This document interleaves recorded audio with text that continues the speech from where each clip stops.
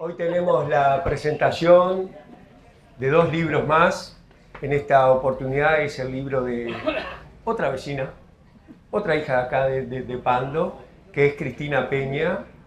Y por eso digo que los vamos a invitar, si se pueden sentar por aquí. La idea es hacer un conversatorio, por lo cual te están saludando acá, cabe esta posibilidad de decir te están saludando y si después se animan a hablarle a Cristina, estaría muy bueno. Nora, Y si le quieren hacer preguntas, lo mismo. Arrímense, arrímense, arrímense. Nora, Nora. Oh, está muy bien. Nora Nora también se tendrá que sentar. Vení acá. quiere estar acompañada, quiere estar segura. No. Tratamos de ser puntuales, así que siendo las 5:30, siendo Cristina una vecina de aquí, y como vamos a conversar, en vez de presentarla yo, voy a pedir que ella misma se presente.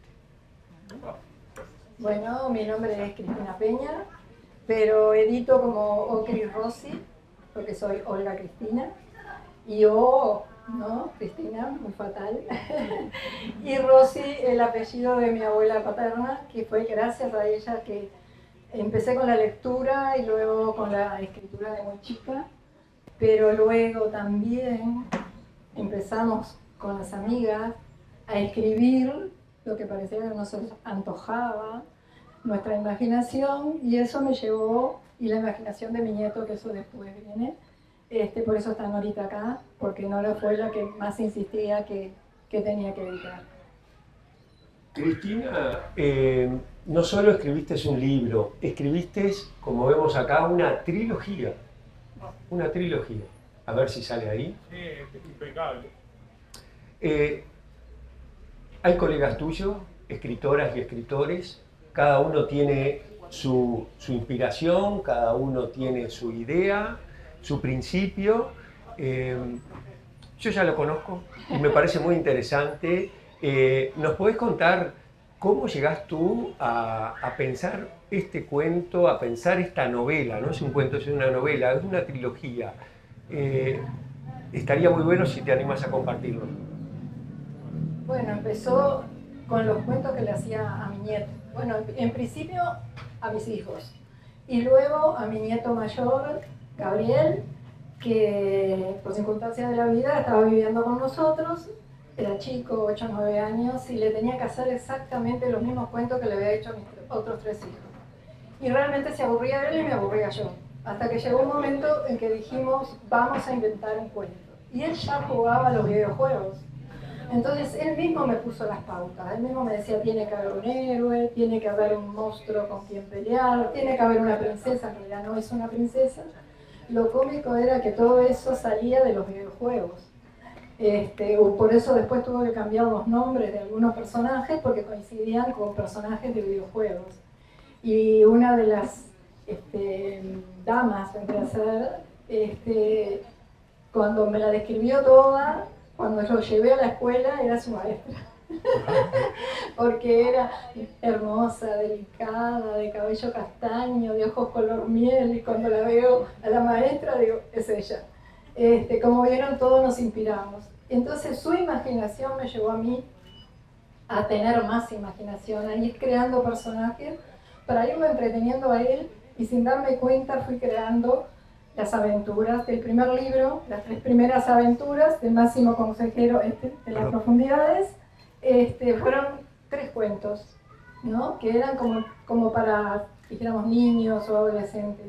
Pero luego lo enramé con otras ideas que yo tenía y que fue lo que más me costó. Y realmente nunca pensé que iba a ser una trilogía, jamás. Lo que pasa es que cuando terminé la primera me quedaron capítulos afuera. Entonces decía, ay, pero no lo voy a dejar desperdiciado. Siguió la historia. De la segunda me quedaron cosas, entonces seguí, me enganché con la tercera parte, que es un planeta similar al nuestro, donde ocurren las mismas cosas que están ocurriendo ahora, pero esto yo lo edité en 2013, o sea que lo escribí entre el 2009 y el 2010, y ahora están pasando más cosas. Y perdón que me tranqué, insisten en que si no se cuidan los conocimientos, si no se protegen, se van a perder. Y eso se protege en las profundidades. Por eso el máximo consejero de la profundidad. Se eligen personas que van a vivir y van a vivir de manera diferente, potenciando la mente, el cuerpo y el espíritu. Se logra eso, pero durante muchos años, y salen a compartir esos conocimientos tratando de no cometer los mismos errores que se cometieron en el pasado. Y ahí empiezan las aventuras en diferentes lugares, Nuratron, Nitosalén y diferentes personajes también. Justo ya nombraste algunos lugares. La idea de esta feria aquí en Pando es justamente de fortalecer, seguir trabajando en la identidad pandense y despertar en los niños, en las niñas, en los adolescentes que realmente se puede.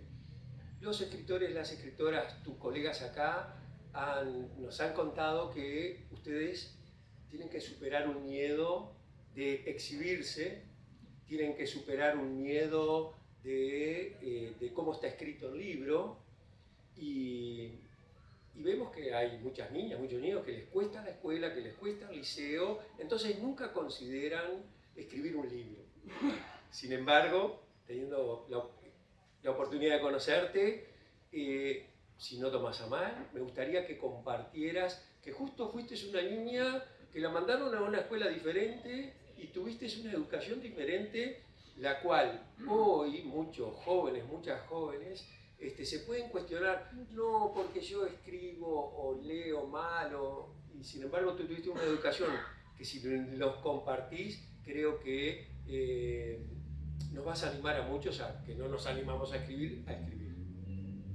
Bueno, sí, no es que me mandaron a una escuela diferente, es que me tocó una escuela diferente. Me tocó una escuela experimental de progreso, donde esa escuela experimental, Oscar se ríe porque sabe toda la historia, en esa escuela experimental era todo a base de memoria. Si veías un perrito, tenías que escribir como se escribía perrito, no era el librito aquel, la A, L, A, no, era todo a base de memoria. Y tengo una muy mala memoria. Entonces a mí me costó mucho repetir primer año. Tengo faltas, ahora las he corregido las faltas. Faltas que mi amiga me ha corregido muchas veces, faltas que quizás de atención. Cuando escribí la primera novela, claro, la historia me encantó, todo bárbaro, ¿no? Quien escribe dice, ay, les va a gustar, les gustaba a mis nietos.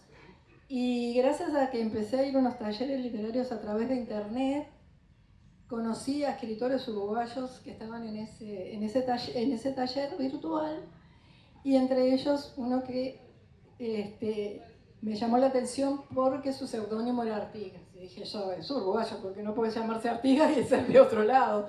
Y ahí podías chatear privado. Coincidimos 4 escritores. Uno increíble, uno era de San Jacinto, otro Arturo, que era de ahí de Paso Carrasco, y otro señor, y otro que era más o menos del Cordón y todo. Y nos reunimos luego presencial. Y ahí yo le decía que tenía esta novela. Arturo la leyó porque él había estudiado, a pesar de que era contador, había estudiado muchísimo corrección. Y me dijo, es bárbara la historia, genial, me dijo. Pero ¿qué pasa? Es como una novia que está toda divina, arreglada, pero toda embarrada, toda revuelta. Dice, acá hay que empezar a corregir. Y si yo les cuento cuando me vino la primera corrección que se hace en Word y se ponen todas las letras rojas, había más letras rojas que letras negras. Y yo dije, Dios mío, ¿en qué me metí yo? ¿Qué es esto? ¿Cómo me...? Decía yo, qué rostro de yo pensar de que podía escribir y de que los demás entendieran. Y era lo que me dijo algo, que lo sabe también, que realmente tenía razón, y que aprender a escribir y aprender a no tener faltas y aprender a redactar se puede aprender. Lo que no se puede es tener imaginación. O sea, la imaginación, nacés con imaginación y no podés aprender a tener la imaginación que te lleve a escribir o cualquier otro libro, ¿no? Entonces eso fue mi lucha, que seguido luchando con eso. He aprendido muchísimo, muchísimo. Y como yo digo, escribía de rostro, ¿no? Pero cuando llegué a Maldonado nunca había ido a un taller presencial, nunca había lo mío, estudié dibujo de arquitectura, siempre me gustó pintar, o sea, no, la música también, pero nunca había escrito. Y ahí empecé a taller literario y lo que me contagiaron fueron las compañeras.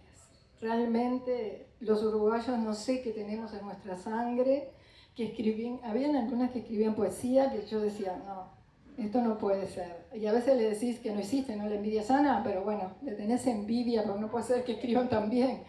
Y bueno, aprendés de los demás, aprendés muchísimo con esos talleres. Alberto Tarigo, que en la segunda novela hizo el prólogo, que también me dijo lo de la imaginación, me comparó con Borges, que yo no puedo creer. No, no puede ser eso. Él tiene más imaginación que yo.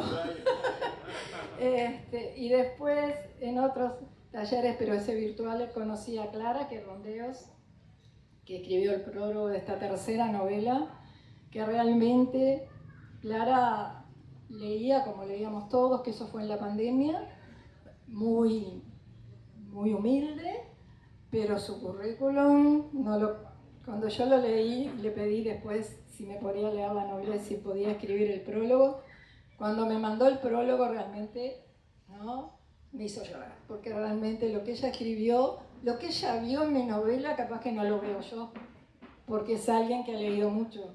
Y quizás uno pasa con un crítico, en Uruguay no hay críticos ni literarios ni críticos artísticos, pero ellos dicen, el escritor quiso poner tal cosa.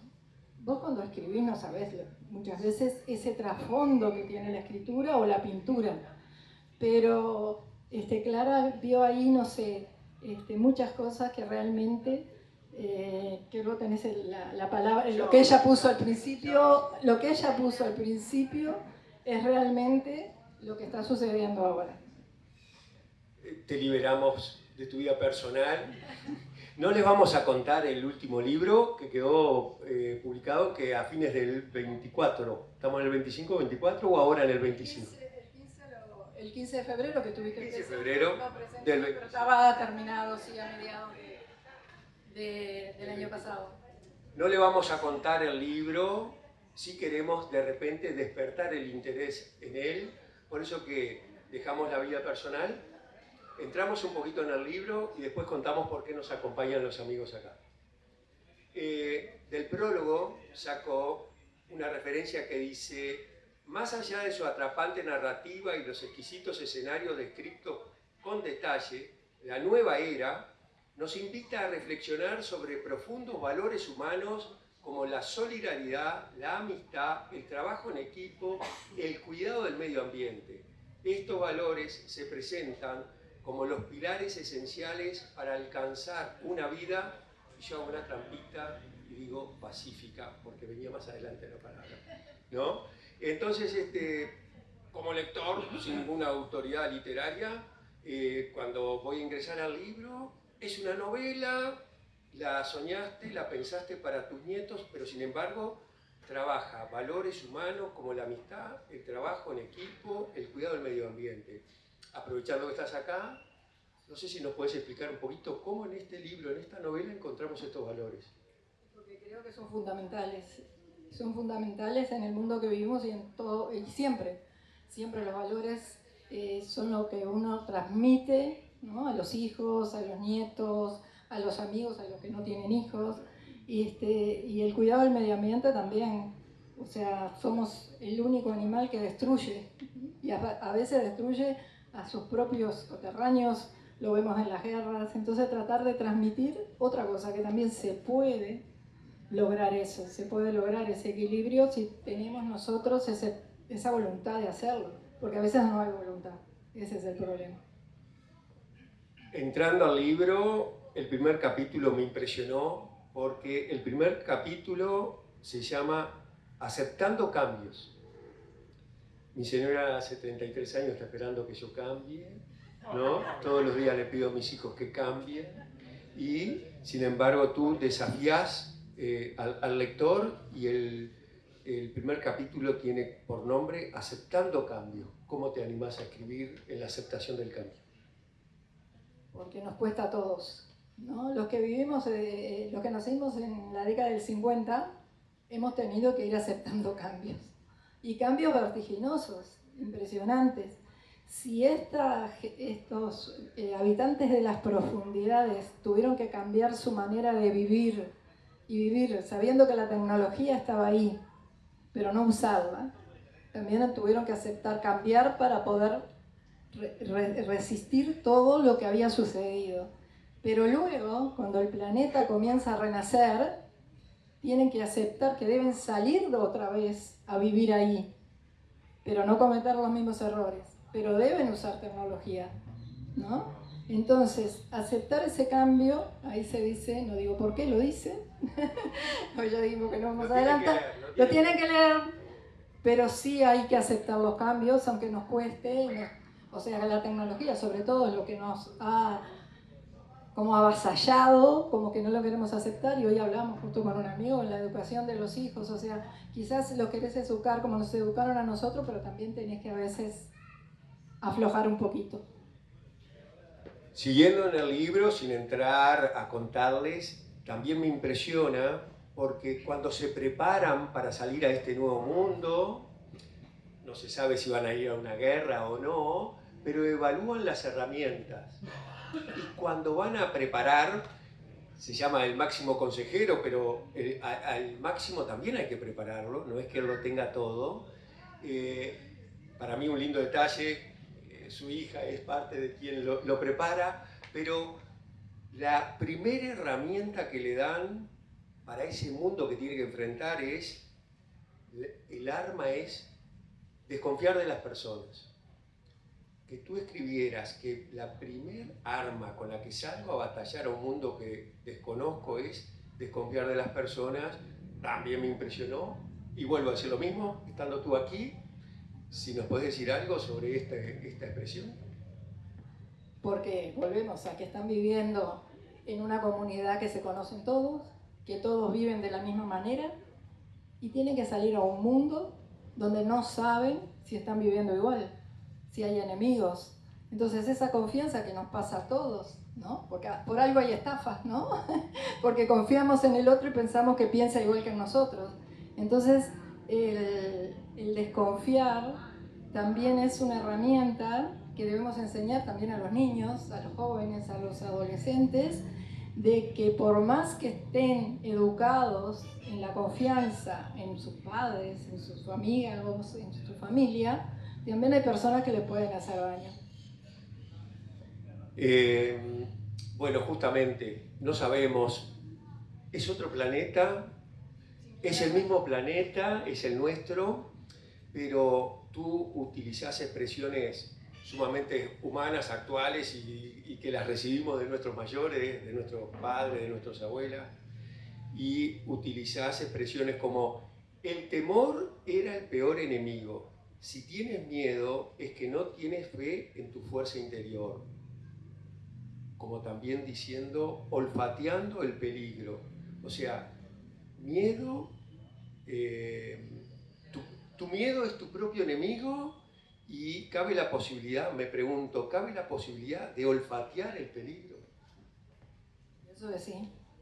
¿No les pasa?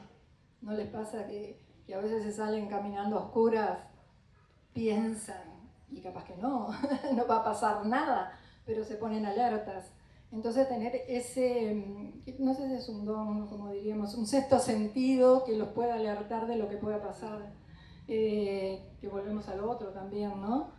La desconfianza, pero también no solo desconfiar de todo el mundo, porque si no, no saldríamos ni a la calle, pero sí estar alertas de lo que puede pasar. Esto es como, vendría a ser algo de lo que está sucediendo ahora, pasado a la fantasía, o al misterio, o a la ficción. Estamos conversando mucho nosotros dos y el resto nada. Silvia Cecín, ¿el miedo se puede olfatear el peligro? ¿El miedo puede ser tu traición? ¿No? Queremos escucharte, a ver.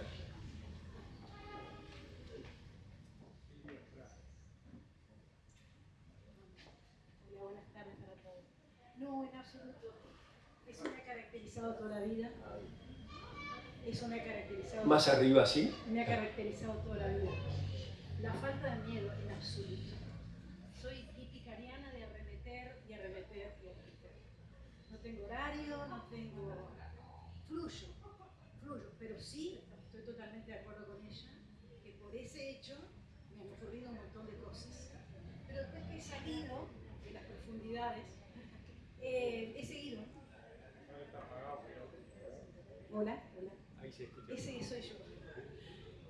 Nada, como que siguió fluyendo aún ahí abajo. Después que salí a las profundidades, como que seguí. Nunca me caracterizó el miedo. No sé, de pronto el signo, de pronto algo del estilo. Lo que no me suele suceder en la vida es que no tengo la percepción de que me va a pasar algo. Voy, arremeto y hago antes de pensar. O sea, ¿Te falta olfato al peligro? Totalmente. Me di cuenta que pasó algo cuando ya pasó. No. Te agradezco, no te quería incomodar, sino que quería romper, que si no, charlamos nosotros dos y nadie más va a venir. Muchas gracias. Sí, no nos gusta a ninguno de los dos hablar, ahí está. Usás otras referencias también que dicen, tu mente vio lo que quiso ver, solo hice lo que le prometí a tu padre, cuidarte. Tenemos muchas de esas expresiones en nuestra familia. Bueno, sí. Muchas veces o vemos o escuchamos lo que queremos escuchar. Y ahora está eso de que no hay comprensión lectora. O sea, ahora todo el mundo manda audios, ¿no? ¿Se dieron cuenta? Porque a veces escribís y el otro no leyó. No leyó y no comprendió y te vuelve a preguntar lo mismo. Y se percibe, ¿no? Y hay que tener esa comprensión para entender lo que el otro quiere, lo que el otro necesita. Entonces viene por ese lado también de tener ese... Otra vez volvemos al sexto sentido. Y ahí mencionaste el lenguaje de hoy por mensaje de texto, pero también en tu libro encuentro que dice, a la inteligencia artificial hay que hacerle la pregunta correcta. ¿No? Hoy nos auxiliamos todos de la inteligencia artificial, pero si no se le hace la pregunta correcta, ¿sí? Luis, veo que estás haciendo señas, no tenés que hablar acá. Yo no vine preparado para eso, discúlpeme, no Era es exactamente... conversar. Gracias. Hoy en día pienso yo que es un gran entrevero de todo, es como una feijoada, un guiso. Entonces uno va al Google, 45 razones por las que usted tiene que hacer esto, 39 por las que usted no tiene que hacer lo mismo. Yo pienso que hay una super información maravillosa para desinformar, porque la precisión que uno puede tener en algo, es decir, la mente uno la puede dividir, quizás es infinita, pero la mía va un poco más de UTO, Seantel y las cosas que tengo que pagar y la vuelta y si los mandados y la música que no termina nunca. Pero es una época, sin entrar en terrenos así que pudieran dar a entender otra cosa, está muy bien preparado el hecho de confundirnos y de darnos mucha información que nos entretiene. Es como un doping. Entonces uno, de alguna manera, o yo estoy hablando mucho por mí, indudablemente, ¿no? Uno dice, qué bien informado que estoy de todo lo que un sistema inmenso que no sé de dónde viene, sé que viene de lugares muy viejos, pretenden eso. Y las cosas quizás elementales, no ser demasiado sensible, pero hay que serlo, porque hay que diferenciarse de la melamina, de un plástico. Se han perdido mucho los abrazos. Uno le dice a una persona, no es crítica, o no pretende serlo. Uno saluda a una persona, hola, buen día, que buen día es el buen decir. Y te dicen, sí, que se puede hacer un diccionario con todo eso. Yo capaz que a veces lo digo. Lo vamos a buscar acá, tenemos un diccionario, como un conversatorio tenemos, pero no aparecen esas expresiones, no aparecen. El WOP con H o sin H, te digo por decirlo así. Pero, sí, o chau, todo el mundo es chau. Entonces, ¿qué pasa? Nicholandia y cada vez los espera más rápido. No tengo tiempo, no tengo tiempo. Si una persona no tiene tiempo, ¿qué tiene? Si lo único que tenemos es el tiempo que va volando, ya es miércoles, lunes, martes, sábado y toda una cosa así, ¿no? Pero bueno, no me corresponde extenderme. Yo lo que digo una cosa, no, que yo vivo también en este momento, aquí ahora y en este momento, con Oscar que está enfrente, y, por ejemplo... Oscar, sos el próximo, prepárate. No, y digo esto, la vida somos todos a la vez. Somos 8.000 millones, más unos 4.000 millones que han desaparecido por ley de vida. Somos mucha gente. Casi todo el mundo se quiere salvar y pasa lo del Titanic. Era el ego tan grande que no tenían botes para todo. Entonces, en vez de vamos a salvarnos todos juntos, hay un sistema que dice sálvese quien pueda. Y eso es divide y reinarás. El eslogan más potente del planeta. Creo yo hasta ahora, que son las 6:05. Disculpen si hablo mucho. No, al contrario. El que hace de malo los hace hablar a todos sorpresivamente y los corta soy yo, es mi responsabilidad. ¿Ah? En el libro encontramos expresiones que reflejan tristeza, alegría o pérdida, y también me lleva a mi familia, porque a mi pando, al barrio, porque encontramos expresiones como y hechos, ¿no? que también se entran a perder, porque dice: su madre se encargaba de mantener la habitación ordenada y limpia como si aún su esposo estuviera vivo. Hoy creo que ya no lo veo, pero en mi barrio esto pasó. Entonces no sé si fuiste a mi barrio a escribir esto. No, eso era lo que se solía hacer, y lo que a veces uno no... El otro día hablábamos de que uno va teniendo recuerdos, no sé, adornitos, pantelitos, quizás, no sé si somos la última generación que seguimos cuidando esas cosas, porque ahora miramos a nuestros hijos, a nuestros nietos y decimos: ¿qué iba a pasar con todo esto que era de la abuela, de la bisabuela, de la tatarabuela? Entonces como que eso está ahí puesto como un ejemplo, o para hacer abrir los ojos de que debemos tener el respeto y valorar lo que traemos del pasado, ¿no? Es un legado, ¿no? Lo tenemos en nuestra canción, es un legado que viene del pasado y que hay que respetar. Y a veces no se respeta. Justo tocas un tema ahí que es la mirada, y también me había notado la expresión que dice: en ningún momento pude mirarla directo a los ojos, no me sentí cómodo, estaba a la defensiva y no demuestra emoción, no me sentí cómodo, estaba a la defensiva y no demuestra emoción. Lo que tú hoy, Luis, decías, que en esta sociedad, ojalá que no, pero a veces damos un diagnóstico y capaz que estamos perdiendo comunicación. Oscar, ¿qué pensás de esta frase? En ningún momento pude mirarla directo a los ojos, no me sentí cómodo, estaba a la defensiva y no demuestra emoción. Ah, tiene micrófono. Sí. Aquí está.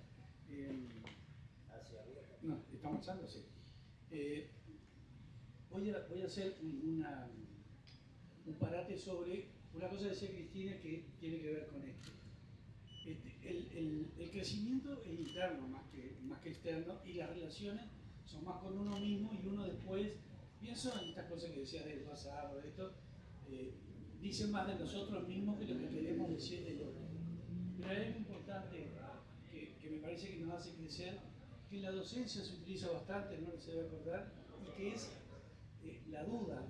La duda no como desconfianza, sino la duda, esto es de plástico, comprobémoslo. No es que yo diga que no, tengo que comprobarlo. Entonces, a veces las relaciones no se pueden comprobar porque existen afinidades. Yo no sé, de gente acá nos conocemos de Ulises chico, y creo que eso nos da afinidades como para sobrellevar un montón de cosas. El mundo cambió, es inevitable. Antes nos subíamos al ómnibus, nos conocíamos todos, ¿sí? En esta ciudad. Bueno, en otras ciudades quizás no, pero eso de no podernos mirar es porque el otro es otro. Si no nos miramos nosotros, pero fundamentalmente yo pienso que en en esa evolución está el crecimiento de uno. No siempre nos podemos mirar con todo. Yo pienso, no es fácil. Te agradezco, Oscar. Bueno, ella justo habla de una generación, que veo que es la de ustedes, ¿no? Pues yo soy mucho más chico que ustedes, de una generación, y dice, somos los guardianes de los conocimientos de nuestros antepasados. Yo en mi barrio me cruzaba con Roberto Fleita, que él también es mucho mayor que yo, pero hoy por hoy él se asusta porque sabe que lo voy a hacer hablar, pero hoy encontré un cómplice, y resulta que en la fundación encontré un compañero con el cual, sin querer, más de una vez me veo con él, que somos guardianes, como tú expresás, de los conocimientos de nuestros antepasados. ¿Pasa algo de eso, Roberto? Tenés que hablar, porque si no esto no es un conversatorio.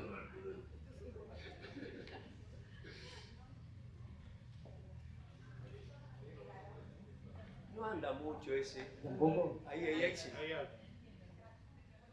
Bueno, yo pienso que igual el tema, algo que resaltaba ahí Cristina, y empezaron hablando, que es el tema de los valores, ¿verdad? Y también comparto con Oscar que... ¿No? ¿Sí? Que primero nosotros tenemos que tener cierta calidad y asumir ciertos roles, ¿verdad? Para realmente ver si estamos capacitados o no para transmitir lo que viene después. Porque muchas veces nos creemos los dueños de la verdad y nos estamos topando con otras generaciones, ¿verdad? Veníamos de generaciones que mirábamos a nuestro abuelo y con una seña estaba, y hoy por hoy de repente a nuestros hijos para pedirles algo, por favor, 10 veces.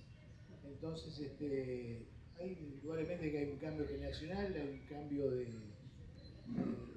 estereotipo, no sabría, es un fenómeno también sociológico, pero está en uno, está en cada uno de nosotros, ¿verdad?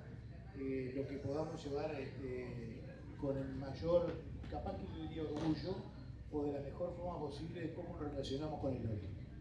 No solo a nivel familiar, sino extrafamiliar, como decía el doctor de Ana cuando pasaba por la puerta de casa, y si podía pegarle, le pegaba. Sí. Pero yo lo veía ir a comprar a lo de Juanita, el dulce de leche. Él pedía el kilo, lo pesaba Juanita y él ya le metía 2 dedos. Yo decía, ¿cómo ya? Volvemos al libro. Enterarse de lo que había sucedido en el pasado era difícil de procesar. Muy adelante. Porque la hora es tirada, sí, a veces nos pasa que cuando nos enteramos de algo que pasó en el pasado es difícil tomar conciencia de lo que pasó. Ahí pasa algo muy importante, que se enteran de algo que habían ido heredando ese conocimiento, pero ahora se enteran de que no fue así. Entonces tomar conciencia de eso a veces es muy difícil, muy difícil. En realidad cuando empecé a escribir los libros que fueron por los cuentos y para mi nieto, yo estaba trabajando en ventas. Y en ventas te hacen leer libros, ¿no? Como ¿Quién se quedó con mi queso? O el de los peces. Y entonces yo por eso puse los valores y puse muchas cosas ahí para que pudiera ser utilizado en colegios, en escuelas y también quizás para ventas por la parte del equipo. Y fue lo que yo después traté de formar cuando empecé con el libro. Repito, enterarse de lo que había sucedido en el pasado era difícil de procesar. Norma, Olga, 2 escritoras pandenses ahí. Yo no escribo libros, pero escribo mucha poesía, pero todos los que están leyendo, los escritores, nos pasa a todos, porque el pasado es muy diferente a lo que es ahora. Nos enteramos de muchas cosas demasiado tarde a veces, porque antes nos ocultaban también. Los padres decían, no, ustedes para afuera, y no hablaban adelante de nosotros. Y los valores también eran otros. Pienso que eso se ha perdido muchísimo. Ahora, en la escritura es como digo, es muy diferente escribir un libro que escribir poemas.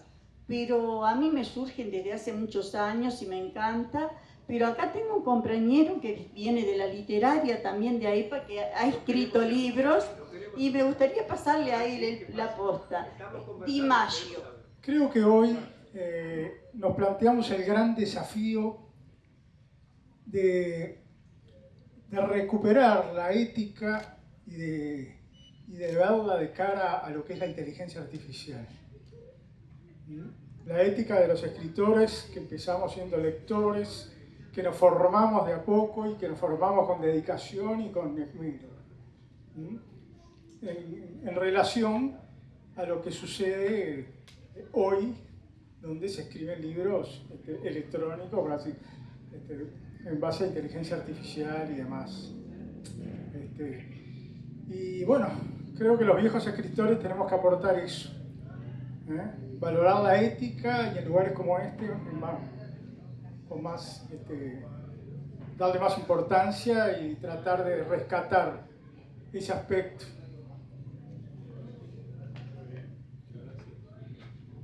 Tú hablaste de ética y bueno, un lugar adecuado entre ustedes, escritores y escritoras, y esta autora presentó bandera y entonces escribió: le voy a aclarar que no le vamos a permitir que nos sigan manipulando. Doctora, ¿es posible desde una novela proclamar un derecho? ¿Presentar bandera? Bueno, que sí, en definitiva, proclamar un derecho siempre en definitiva es válido, más allá de la obra, la naturaleza de la obra. Los derechos son para todos y es para que todos nos beneficiemos de ellos. La convivencia social implica darnos justamente normas ajustadas a derechos y demás. Y resaltarlas o recordarlas en cualquier tipo de obra yo creo que siempre es válido y positivo también.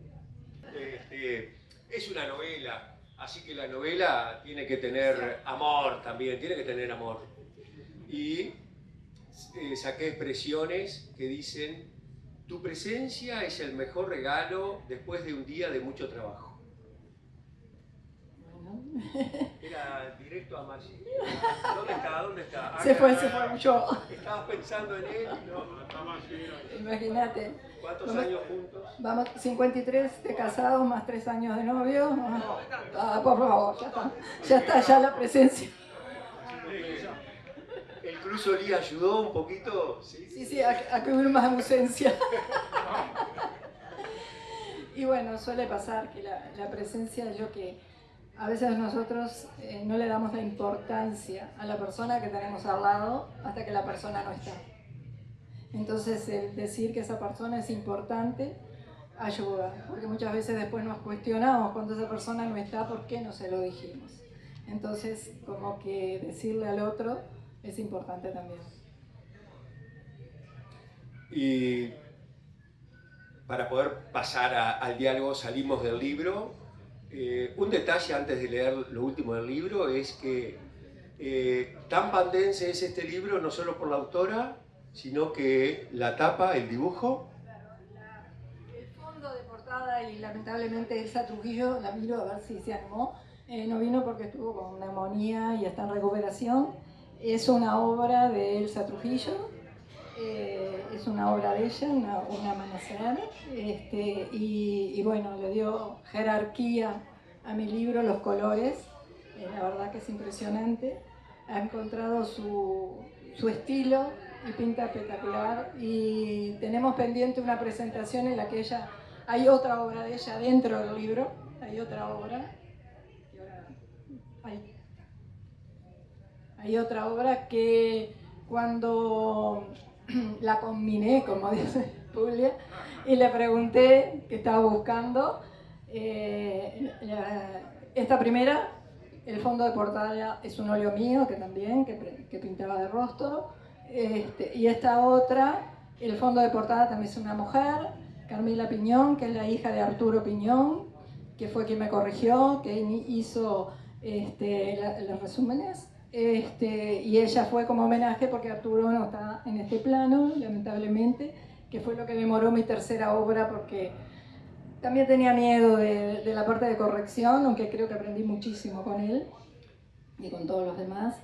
Y bueno, es un homenaje a 3 mujeres por eso los fondos de portadas de mujeres, no soy feminista, pero bueno, ahí son las portadas, son 3 mujeres. Y justamente con la delicadeza de una mujer termina la expresión de amor diciendo: hacía mucho que no le llamaba la atención un hombre. Cuando él le estrechó la mano, sintió un calor que subía por el brazo y estremecía todo su cuerpo. El tono con que le habló y la manera en que la miraba durante el almuerzo le hizo sentir que su deseo de mujer no estaba muerto. Se abrazaron, el amor y la emoción unió sus cuerpos. A veces se puede decir mucho con poco. Lo aprendí cuando estaba en cosméticos, en el maquillaje. Mucho es mucho, o sea, poco es más. Y en las palabras, por eso mis libros no son de 200, 300 o 500 palabras, porque pienso que no es que están resumidos tampoco, sino que creo que tienen lo que deben tener. Tienen mensajes, van a encontrar mensajes. Me ha pasado de amigas que lo leen y vienen y me dicen: ¿por qué pusiste tal cosa que a mí? Ahí hay una amiga especial, Andrea, que es otra escritora también de Pando. Andrea es espectacular porque es una luchadora, a la cual admiro muchísimo por la lucha. Yo le digo la mujer multifacética porque baila candombe también. Bueno, tiene... No te he hecho. Al contrario. Compartimos tai chi con ella y lo extrañamos. Y bueno, eso nos hace especiales a todos, y a veces una palabra, una mirada vale más que 1000 palabras. Muy bien. Estamos dentro del horario, tenemos unos minutos más antes que venga la presentación de Alfredo. ¿Usted ya quiere empezar ahora? Ah, quiere decir una cosa, entonces sí. Vamos arriba. A ver. Si no te doy Alfredo. Sí. Ahí se escucha, ¿sí? Sí, hola. Ahí se escucha. No, lo que pasa es que yo, en una novela, la novela queda terminada, cumple su función, ¿en dónde? ¿En dónde? Cuando la leen. En el lector. En el lector. Entonces yo me considero lector. Muy yo bien. he escrito montones de libros, pero dicen escritor. Yo no soy escritor, no me voy a comparar con Shakespeare ni con Quevedo. Entonces yo digo, una plantita de 3 centímetros se compara con un roble. Por ahí, pero ¿qué pasa? En una comida una fiesta de los italianos, hace unos años, no me acuerdo bien, pero puede ser como referencia cuando tú sacaste el primer libro. Yo me senté al lado de tu yerno, tu hija y tu nieto en la mesa. Y conversamos con tu hija del libro, que yo ya lo había leído, ¿no? Entonces tu hija me dijo: sí, dice, es un libro para niños. Y yo miré a tu nieto y me dijo: sí, ¿no?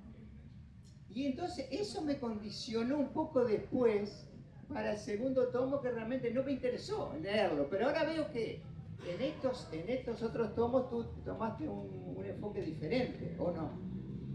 Yo le voy a dar la respuesta a ella, pero la has desafiado y yo la voy a desafiar un poquito más. Ay, no, por favor. Sí, porque ella está preparada, es una mujer fuerte. Este libro es explorar un mundo, ya lo habíamos discutido, estamos practicados. Este libro, hacemos trampa, pero cuidando la ética decimos que hacemos trampa. Este libro, esta trilogía, es explorar un mundo de niños. ¿La imaginación de un niño desafió la imaginación de una escritora? ¿Qué es lo que pasa en tus libros? Bueno, mis libros fueron creciendo, porque mi público fue creciendo, y en realidad el primero es para todo público, no es para niños. Porque quizás los primeros cuentos fueron pensados para niños, pero recordemos que los niños de ahora no son los niños de nuestra época. No le podemos decir que la abuelita, bueno, que me lo cuestionaba, porque cuando yo le decía que el lobo se comía a la abuelita, mi nieto que me decía: imposible, ¿cómo se va a comer a la abuelita? ¿Dónde le va a caber al lobo a la abuelita en la panza? Entonces, los libros, no están pensados, sino están pensados para la mente de ahora, Para los niños de ahora que tienen 4 o 5 años están jugando un videojuego que nosotros ni siquiera apretando 10.000 botones lo podemos jugar, no podemos ir a la velocidad. Acá creo, en la reseña, Arturo dice, la autora tampoco, creo en la parte que donde dice la velocidad, acá. Encontramos una historia de aventuras que se desarrolla con el ritmo exacto en que navegan hoy nuestros jóvenes, dentro del coto en que discurre su imaginación. Es así. Porque a medida que lo fui, pienso que el que leyó el primero va a querer leer el segundo, porque ahí va empezando más la imaginación y más se está develando, por eso el segundo es develando misterios, los misterios que quedaron en el primero se develan en el segundo, y en el tercero traté de cerrar, pero ahora estoy escribiendo, no el tercero, porque si no hay uno que huye y no llegamos a los 53 años, estoy escribiendo un cómics. Me desafió mi dibujante y es un cómic que es una precuela. Nos corre la hora. ¿Por qué está Norma acá? Nora, ¿por qué está Nora acá? Contanos. Bueno, porque Nora es mi pañuelo de lágrimas. Pobre Nora. Y aparte porque fue la que leyó el primer libro y corrigió muchas cosas también. Y fue la que me dijo, junto con Verónica y mis hijas y otras amigas que también lo leyeron, esto en un cajón no puede quedar olvidado. Lo tenés que editar, fue lo que me dijo. Y me dijo lo que ella había sentido, que me gusta que lo diga, porque también leyó el segundo. Es un privilegio para mí estar aquí hoy, porque estamos recordando los tiempos en que empezó con la escritura, y fue toda una revelación para ella y para todos los que la conocemos, y porque habíamos empezado primero con la pintura, que compartimos, y bueno, y ahí nos fue muy lindo porque nos entreteníamos mucho, y bueno, después vino la parte de la escritura, y me pareció toda una revelación. Yo no tenía la más pálida idea de que Cristina tenía tanta imaginación, y cuando me di cuenta de eso había que plasmarlo en el libro, y bueno, miren, ahora tenemos 3 y ahora va a seguir, y me parece algo espectacular, así que realmente es un momento muy especial para mí. Y también quiero decir algo que me sorprendió mucho, reencontrarme con un ex compañero del liceo que también se ha vuelto escritor e investigador. Entonces para mí este día es muy especial, es un doble privilegio,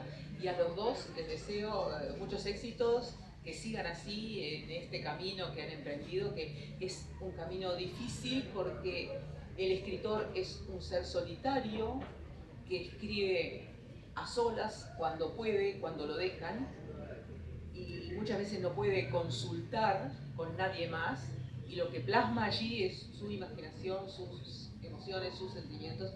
Me parece una cosa maravillosa. Así que felicitaciones. Muchas gracias por haberme invitado. Muchas gracias a ti por hablarle. Un minutito más y estamos dentro del horario. ¿Por qué está Luis sentado acá al lado mío?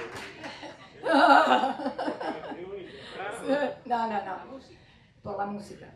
Cuando hago la presentación del libro, la presentación de mi libro son todo el proceso que es escribir, desde que se te ocurre la idea, buscar cómo editar, ¿no? Editar, corregir, ¿no? Primero sería corregir, después editar, y después promover, promocionar y que te compren, porque no querés vender, querés que te compren, y a veces regalás y regalás. Pero yo, como ven, y siempre los que me conocen saben que siempre quiero más. Y entonces tenía un tarareo de una música. Mi libro ya estaba en imprenta. Me pasó que estaba en imprenta y no tenía las ilustraciones hasta que conocí a Juan Carlos. Las ilustraciones son maravillosas. Y tenía el tarareo, ese en la mente. Y le decía, ¿dónde estará Luis? ¿Dónde estará Luisito? ¿Saben dónde lo encontré? En el Indianapolis. En el Indianapolis estaba con ropa de hombre, no lo quiero. Sí, ropa de hombre. Sí. Entonces me lo encuentro, me dijo, chao, me voy, se fue para afuera. Ahí me empecé a hablarle lo que era el libro y le dije, Luis, tengo este tarareo, ¿qué será? Me dice, no importa si lo escuchaste porque nunca va a ser igual. Y bueno, llámame después a las 9 por ahí de la noche. Cuando lo llamé a las 9 de la noche, ¿qué podía haber hecho Luisito? Estaba tocando, el tarareo mío lo estaba tocando la guitarra. Y después nos reunimos en casa y con poemas míos, y es que él es un genio, no, la letra no tiene nada que ver, porque la letra la fuimos sacando juntos y fue él. Después estaba Roberto Giordano, que le armó la música, o sea, falleció. Y es un genio, era un genio, y bueno, nos armó la música. Pero teníamos la letra, teníamos la música. ¿Qué nos faltaba, Luis?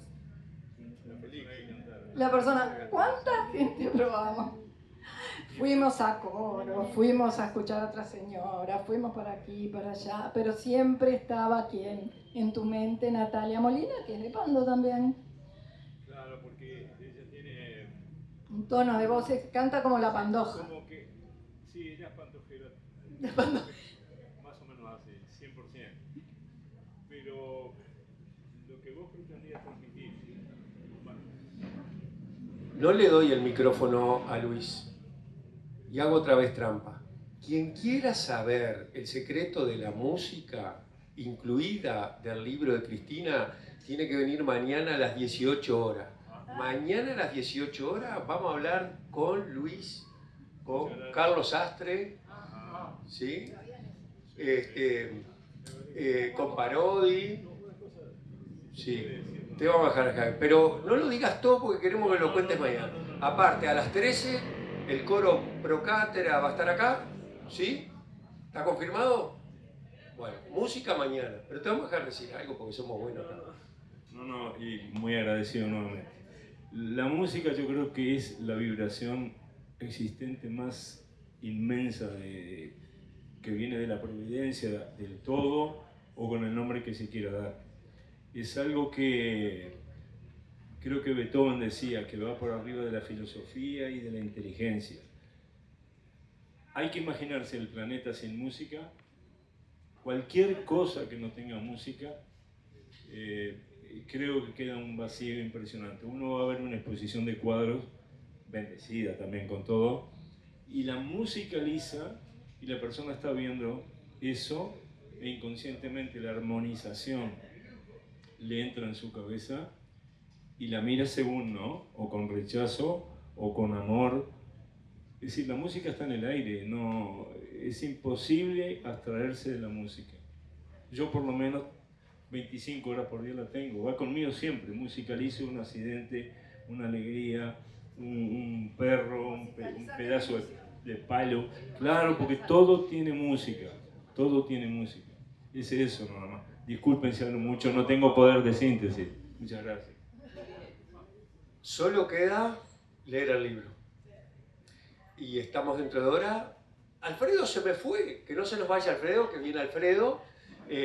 Así que, Cristina, gracias por estar hoy en Pando, gracias por haber venido a esta Feria del Libro, gracias por esa imaginación y esa trilogía, y que ningún amigo del Solís, desde el Urupán, te apague nada, al contrario, te impulse, te lleve, te traiga más seguido aquí. ¿Sí? Bueno, gracias a todos. Que quiera escuchar la música, es la música de la trilogía El Máximo Consejero, está en YouTube, y ahí van a ver la magia de la música que compuso Luis con mi tarareo loco. y la letra, que realmente la letra es lo que transmite la novela, potenciar los dones, ¿no? El espíritu, la mente y el cuerpo, y llegar a comprender que somos únicos e irrepetibles.